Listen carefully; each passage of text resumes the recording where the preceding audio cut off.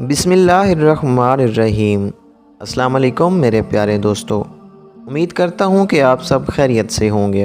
حضور اکرم صلی اللہ علیہ وآلہ وسلم نے فرمایا کہ جب لوگ جنت میں جا رہے ہوں تو اویس کرنی کو جنت کے دروازے پر روک لیا جائے گا۔ حضرت اویس کرنی کون ہیں؟ اویس نام ہے، عامر کے بیٹے، مراد قبیلہ ہے، کرن ان کی شاخ ہے اور یمن ان کی رہائش گاہ تھی۔ حضرت نے ماں کے حد درجہ خدمت کی، وہ آسمانوں تک پہنچی۔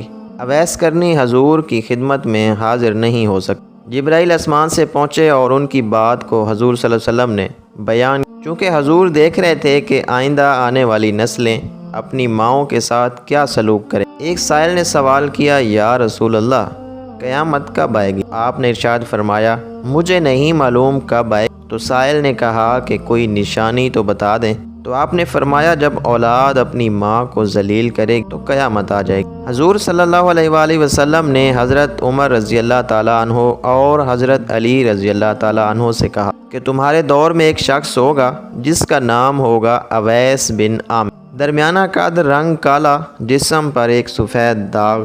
حضور صلی اللہ علیہ وآلہ وسلم نے ان کا حلیہ ایسے بیان کیا جیسے سامنے دیکھ رہے۔ جب وہ آئے گا تو تم دونوں نے اس سے دعا کرانی ہے۔ حضرت عمر رضی اللہ تعالیٰ عنہ اور حضرت علی رضی اللہ تعالیٰ عنہ کو اویس کرنی کی دعا کی ضرورت نہیں تھی۔ یہ امت کو پیغام پہنچانے کے لیے ہے کہ ماں کا کیا مقام ہے۔ حضرت عمر رضی اللہ تعالیٰ عنہ حیران ہو گئے اور سوچنے لگے کہ حضور کیا کہہ رہے ہیں کہ ہم اویس سے دعا کروائیں؟ تو حضور صلی اللہ علیہ وآلہ وسلم نے فرمایا، عمر، علی، اویس نے ماں کی خدمت اس طرح کی ہے، جب وہ ہاتھ اٹھاتا ہے تو اللہ اس کی دعا کو خالی نہیں جانے دیتا۔ حضرت علی 10 سال خلیفہ رہے، 10 سال حج کیا، لیکن انہیں اویس نہ ملے۔ ایک دن سارے حاجیوں کو اکٹھا کر لیا اور کہا کہ تمام حاجی کھڑے ہو جاؤ۔ آپ کے حکم پر تمام حاجی کھڑے ہو گئے۔ پھر کہا کہ سب بیٹھ جاؤ، صرف یمن والے کھڑے رہو۔ تو سب بیٹھ گئے اور یمن والے کھڑے رہے۔ پھر کہا کہ یمن والے سارے بیٹھ جاؤ، صرف مراد قبیلہ کھڑے رہیں۔ پھر کہا مراد والے سب بیٹھ جاؤ، صرف کرن والے کھڑے رہو۔ تو مراد قبیلے والے بیٹھ گئے، صرف ایک آدمی بچا، اور حضرت عمر نے کہا کہ تم کرنی ہو؟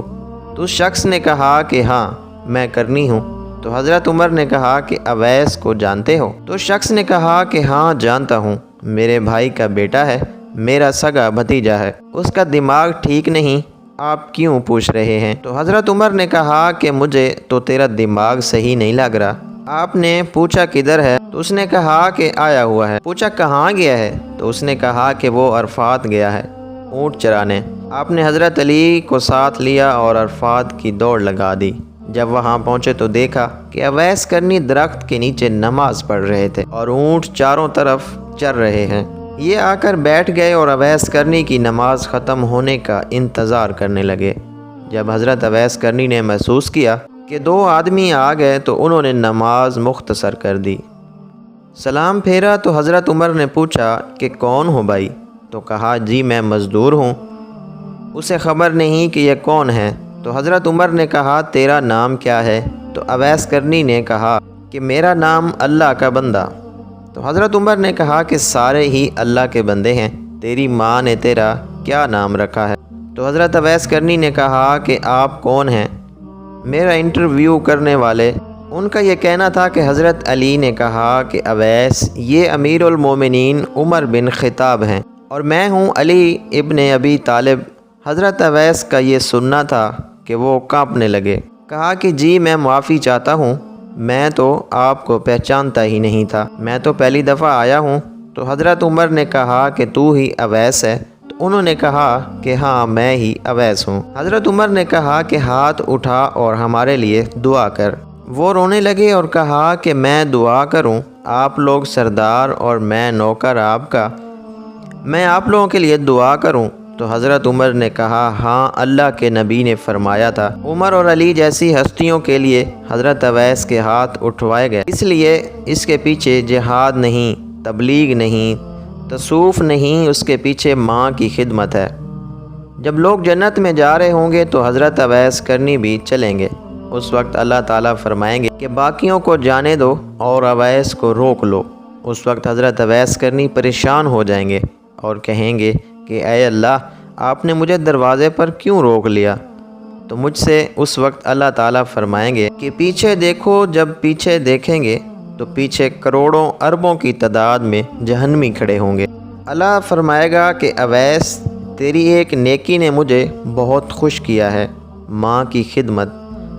تو انگلی کا اشارہ کر، جدھر جدھر تیری انگلی پھرتی جائے گی میں تیرے طفیل ان کو جنت میں داخل کر دوں گا۔ امید کرتا ہوں میرے ناظرین آپ لوگوں کو ویڈیو اچھی لگی ہوگی، اور اپنے دوستوں کے ساتھ اس ویڈیو کو شیئر ضرور کریں۔ اللہ پاک ہم سب کے گناہوں کو معاف فرمائیں۔ اللہ پاک ہم سب کا حامی و ناصر ہو، آمین ثم آمین۔